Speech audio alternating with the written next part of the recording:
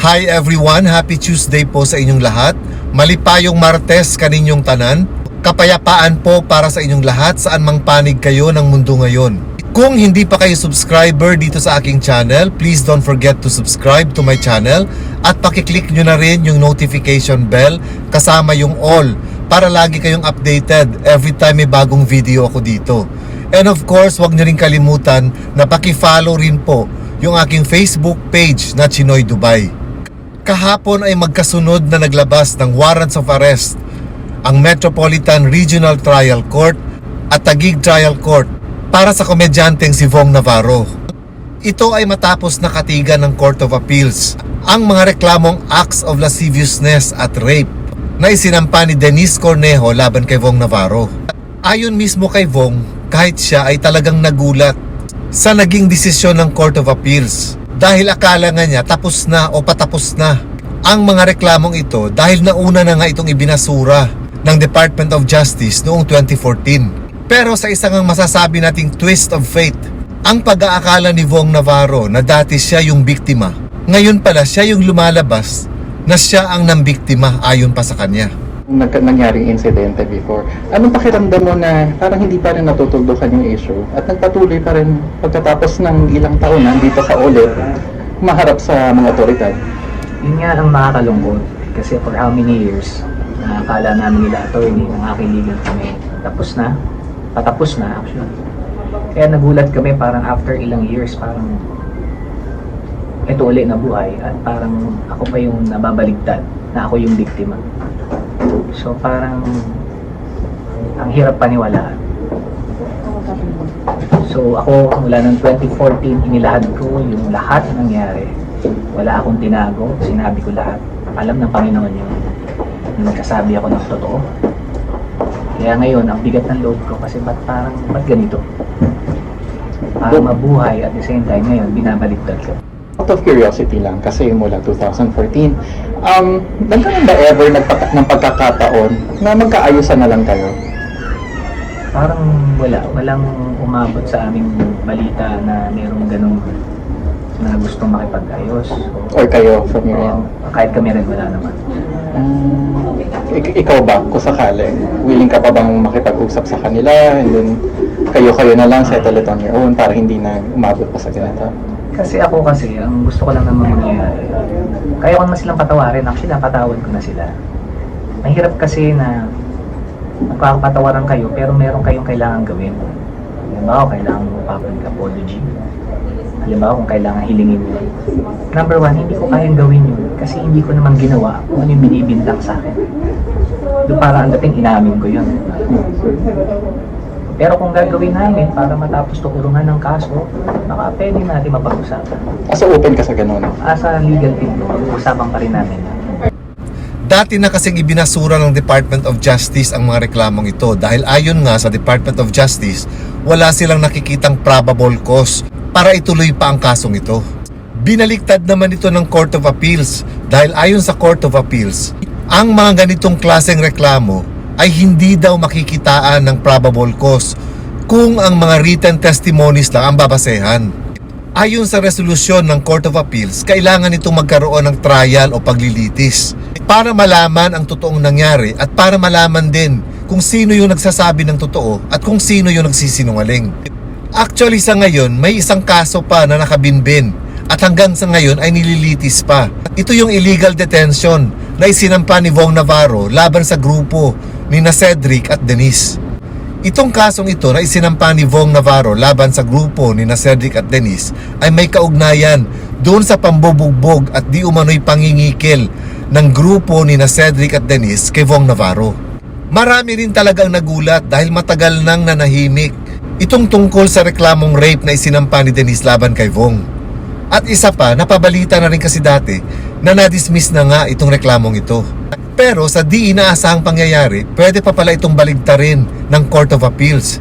Itong naging desisyon ng Department of Justice. At pagbigyan yung apila ng kampo ni Denise.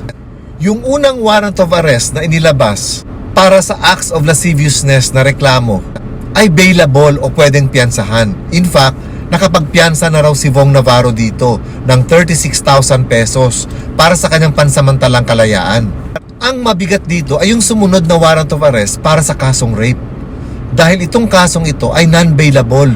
Ibig sabihin, hindi pwedeng piyansahan. Although ayon naman sa abogado ni Vong Navarro, gagawin nila ang lahat ng remedyo para pansamantalang makalaya si Vong dahil magpa-file sila ng petition for bail para dito nga sa kasong rape.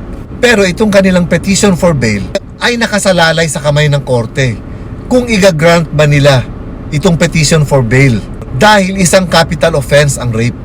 Ang mga kaso kasi na may parusang life imprisonment o reclusion perpetua ay mga non-bailable cases. So ang mangyayari ngayon, hanggat hindi pa nag-grant ng korte itong petition for bail na hinihingi ng kampo ni Vong sa korte, mananatili muna sa kustodiya ng NBI Detention Center si Vong Navarro. Detention Center at hindi kulungan ng mga nagkasala ang paglalagyan ni Vong Navarro dahil hindi pa naman siya nahahatulan. Itong pagkakadetain ni Vong sa kustodiya ng NBI, hindi ibig sabihin nito na guilty na si Vong Navarro. Kumbaga, hindi sinasabi nito na guilty na siya sa kasong rape at acts of lasciviousness. Kung hindi, isa itong procedure na ipinag-uutos ng korte dahil sa mga kasong kinakaharap niya ngayon. Lilitisin pa kasi ang mga kasong ito at dito malalaman kung guilty or not guilty nga ba si Vong Navarro.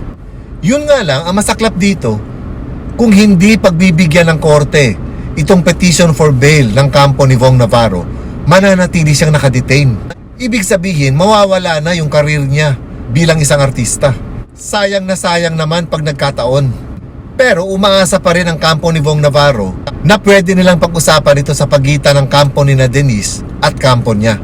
Although ayon naman kay Attorney Topacio na abogado ni Denise Cornejo, sinasabi daw ni Denise na desidido siya na ituloy niya ang pagsampa ng kasong ito. Tanging pagbawi lang kasi ni Denise dito sa mga kasong isinampa niya laban kay Vong Navarro ang isa sa mga pinakamagandang remedyo o paraan para makalaya si Vong sa detention center. Hati din ang opinyon ng mga netizens. May mga pumapanig kay Vong, meron din mga pumapanig kay Denise. Pero kung maalala natin, nung unang pumutok ang balitang ito, marami ang nakisimpatya kay Vong Navarro.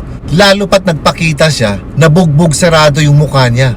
Matinding bashing din ang natanggap ni Denise na talagang niyurakan yung pagkatao niya.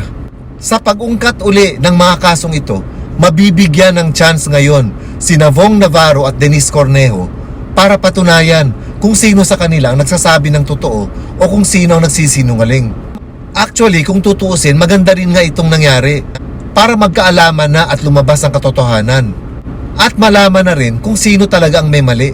Malaking pagyurak sa pagkatao at pagkababae ang isang nabiktima ng rape. Habang buhay na magiging trauma ito sa kanya.